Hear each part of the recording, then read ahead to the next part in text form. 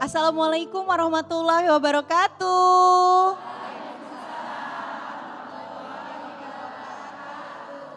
Alhamdulillahirabbil alamin. Allahumma sholli ala syedina Muhammad wa ala ali syedina Muhammad.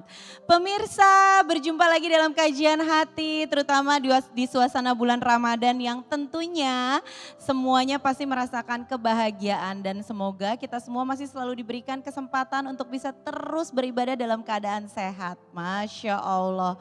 Bunda. Alhamdulillah nih kajian hati sudah hadir bersama Ahilman seperti biasa. Tema yang kita pilih pada episode kali ini adalah menunda nikmat dunia demi menggapai pintu surga.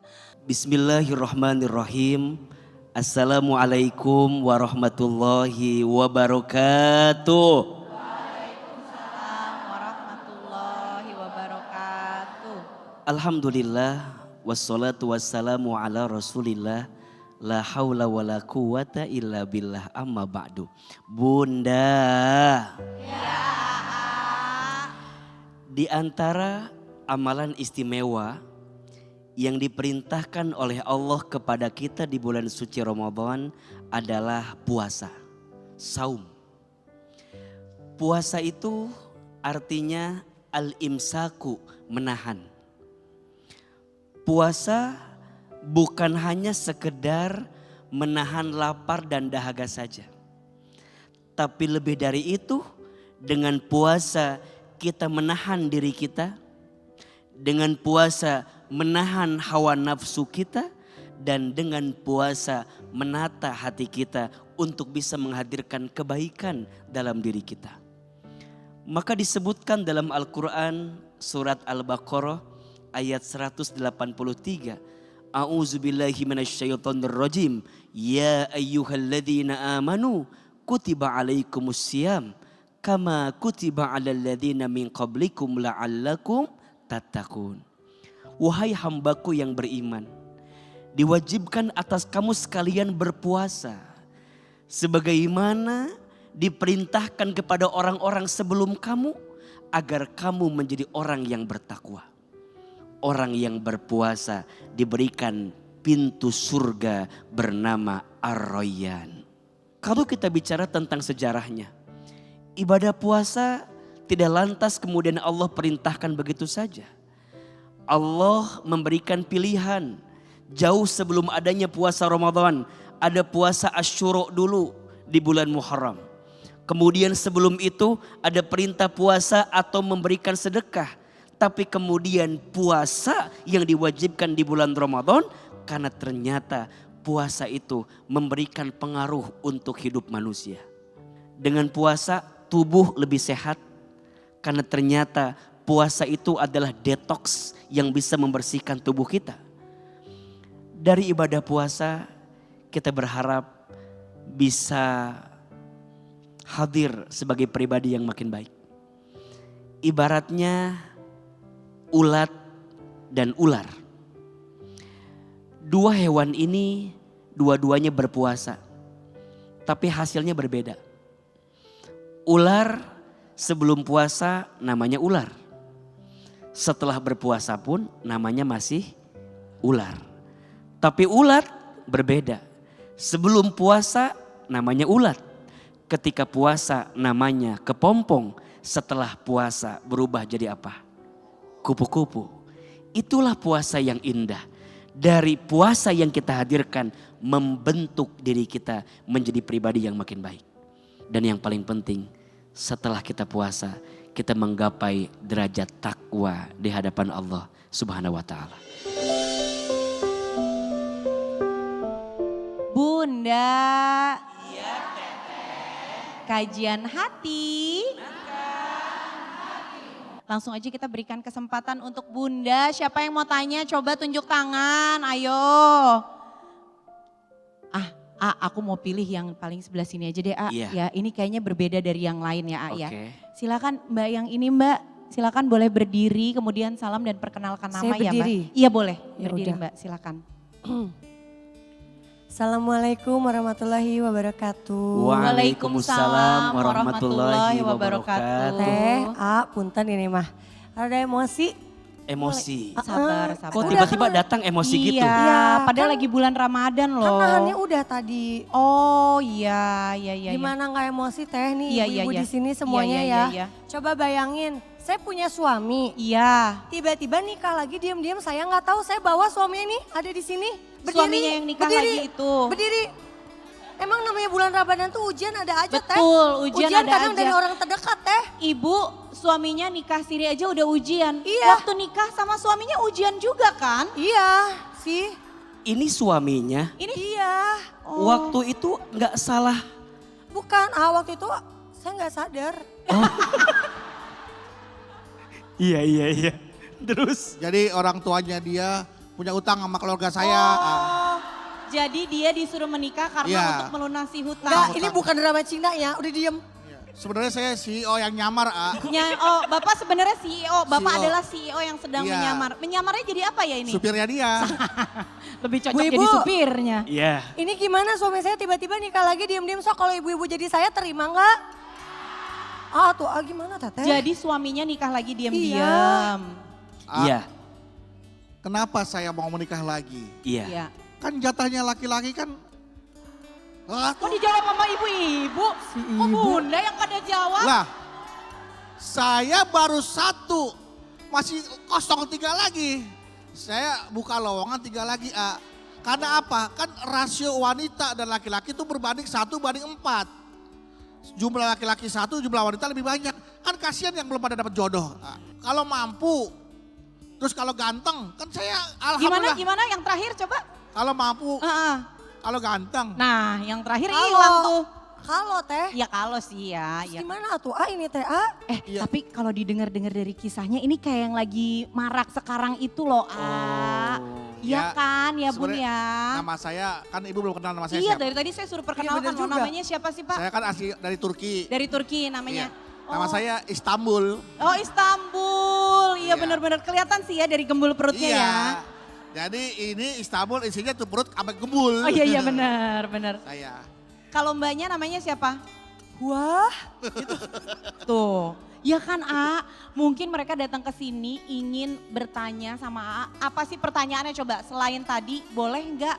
iya maksudnya boleh nggak menikah diam-diam gitu Menikah tanpa diam. istri sah ini tahu gitu Kan kalau nggak salah, saya sih minim ya soal pengetahuan agama. Iya. Cuman maksud saya kayak seharusnya izin dulu sama istri pertama yang sah lagi Iya, gitu. Izin, emang sakit izin. bukan dong, bukan sekolah, nggak cuma sekolah aja yang mesti izin. Oke, baik. Iya. Iya, sebenarnya kalau ditanya poligami itu boleh atau tidak? Ini boleh duduk ya Ayah? Alhamdulillah. Boleh duduk nggak ini Boleh, nggak apa-apa. Boleh, silakan duduk Makasih ya. lagi aja. Jangan nanti kalau saya duduk nikah lagi. Ingat aja. dulu ya, Oh, ingat dulu iya. ya. Baik, iya. Jadi kalau ditanya poligami itu ada aturannya, ada syariatnya. Tapi ingat, poligami itu kalau AA menganalogikan seperti pintu darurat di dalam pesawat. Hanya dibuka saat diperlukan. Hanya dibuka saat dibutuhkan. Dan ingat, bagaimana mungkin Anda Saya kenapa? Istanbul ini, Bapak Istanbul. Ya. Mana mungkin Anda mau menikah lagi dengan yang baru sedangkan Anda belum bisa membahagiakan istri Anda yang pertama. Bener Ah. bener itu. Sebulan 500 juta masih kurang bahagia. Sebulan bener 500 juta. Enggak, itu maksudnya cicilan. Tuh cicilannya kok aja sampai dalam 500 juta loh. Iya kan? Enggak, Bedu kalau ngomong cicilan tuh Iya. suka Iya. agak Iya, tersinggung. Iya. Suka kena saya kalau ngomong cicilan. Dan ingat ya, mungkin kita bilang, tapi kan kita sudah kasih uang. Ingat, kebahagiaan bukan hanya materi. Setuju? Betul. Hadirnya seorang suami, bimbingannya seorang suami, ilmunya seorang suami itu penting dihadirkan untuk rumah tangga. Maka yang namanya poligami tidak bisa sembarangan orang. Harus siap imannya, harus siap ilmunya, harus siap hartanya. Maka Quran menyebutkan kalau tidak bisa fawahidatan, cukup satu. Karena satu itu pasti akan membahagiakan dirimu. Begitu Bapak. Gimana Pak Gimana, Istanbul? udah bisa belum kayak gitu? Ya, Kira-kira udah memenuhi syarat Tapi belum kan ini? saya- Jelas belum teh? Oh belum. Kita lihat aja sendiri kayak mana. saya udah Adil. Adil. Apa? Tapi Adil bagian disuruh nyicil. Istri pertama, istri kedua, nih nyicil, cicilan segini, nah cicilan kan adil gimana? kan? Berarti bagi rata. Oh iya, istri pertama nyicil. Enggak, itu lebih ke beban teh. Iya benar. Kamu mau aku adil apa aku adul? Jangan dong. Kecil dong. Kecil dong kalau adul. Jangan dong. Jadi jelas ya. Iya. Jadi poligami itu jangan disimpulkan dengan sesuatu yang singkat. Benar. Butuh persiapan, butuh bekal. Ah, saya hanya mencari yang tidak ada dalam dirinya. Apa Nah tuh? yang gini-gini nih. Udah ada 98% dicari 2%. Cari kedua 2% di sana. Siapa yang mau nerima kalau apa adanya siapa? Tuh, Kecuali jawab ada Pak apanya. Istanbul. Ada nggak? Yang gini-gini ya. Emang gak bersyukur apa pada dasarnya. betul. A. Dan pada akhirnya nikah siri lah. Nikah siri ya Iya. berarti ya. Karena kan nggak bilang kan. Gak bilang teh. Kalau nikah siri tuh ada walinya nggak pada saat itu? Kan berarti Nggak kalau perlu. Mm-mm. Katanya kalau nikahin janda, Iya. nggak perlu ada walinya.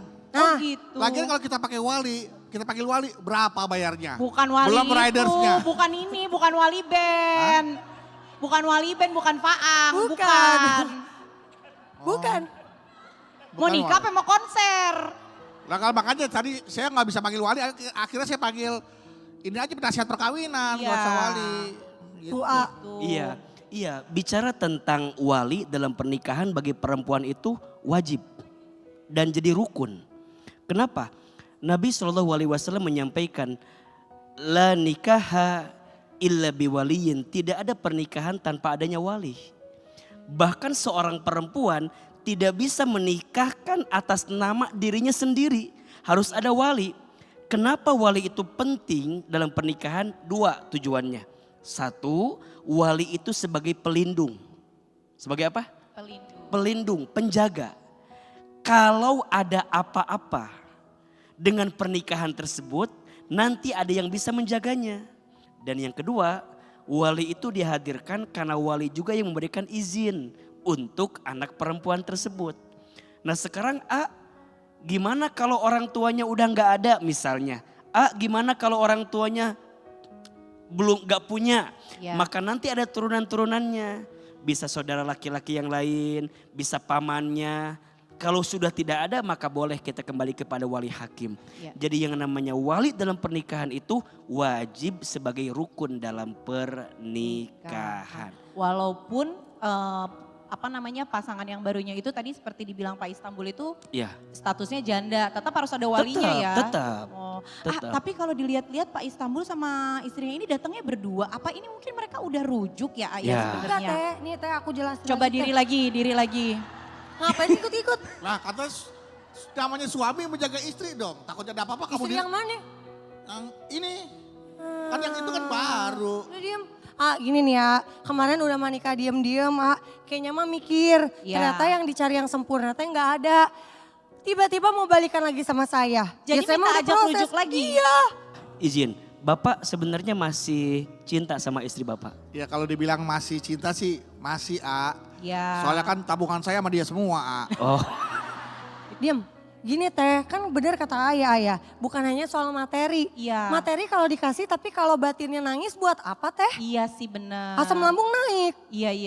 Lambung di sini, mesti di sini lambung. Kan naik ke kepala maksudnya. Karena Nih, pikiran. ini yang saya cari dari orang lain. Ini yang gak saya punya dari istri saya tuh. Ini gak punya ini. Masa Pak, lambung di sini? Pak Istanbul Makanya saya tenang. cari di orang lain. Ya, ini istri Bapak gara-gara bukan. lambung makanya jadi pikiran nih. Pikiran Iya. tuh jadi lambung. Jadi Terbalik, awalnya pikiran dulu baru lambung naik. Masa Sabar. lambung ke pikiran? Sabar. Kamu tuh mikir pakai bukan- lambung? Ya, Pikir. iya. Tapi waktu itu Bapak mengucapkan kalimat talak kepada istri Bapak. Iya, saya ucapkan. Talak berapa kali? Saya lupa tuh. saya mah 3 kali. Lebih Enggak. dari 3? Iya, Lebih ingat dari saya. 3 Dua gimana kali tuh? ya, 2 kali. Baru 2 kali. Baru 2 kali. Pas yang mau talak ketiga, waktunya habis. Nah udah. Bukan lagi kuis ya gue. Bukan. Bukan lagi kuis. Ini bukan lagi kuis 3 menitan, bukan. Baik. Iya. Baik.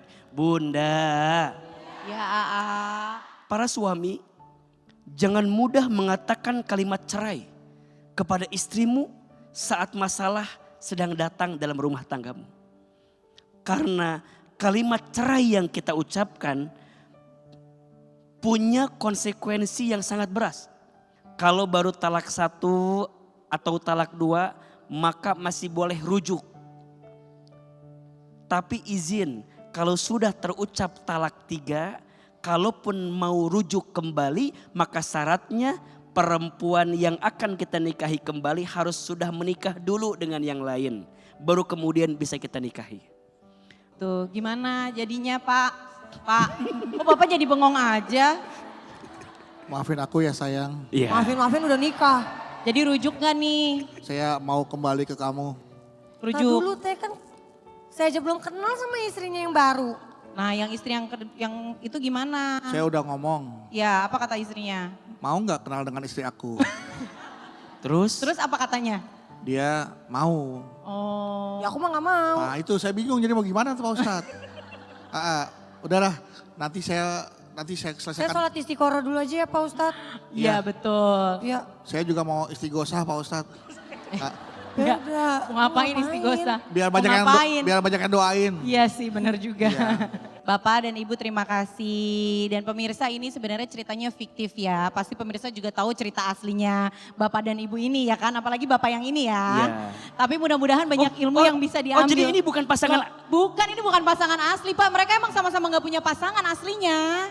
Oh gimana sih? tapi dua-duanya nggak punya pasangan kan? Iya. Aslinya. Iya. Artinya bisa. Iya yang ini Pak yang bisa. Ibu bisa geser gak Bu? Udah berat Ibu. Udah mulai ketempelan ya. Iya kan? Saya masih baru, baru 4 bulan. Baru 4 bulan. Baru Rencananya mau berapa bulan Pak Bedu? Iya, ya saya mau bagi jodoh kasih aja hari ini. Jadi ayo saya mah. Ternyata datang ke sini tetap meminta jodoh juga ya kan? Iya. Masya Oh jadi Allah. ini bukan asli. Bukan asli, tapi semoga ilmu yang disampaikan ini bisa bermanfaat juga mungkin yang sedang Amin. mengalami dalam rumah tangganya ya Ayah bisa Amin, menjadi amin. sebuah pencerahan. Masya Allah.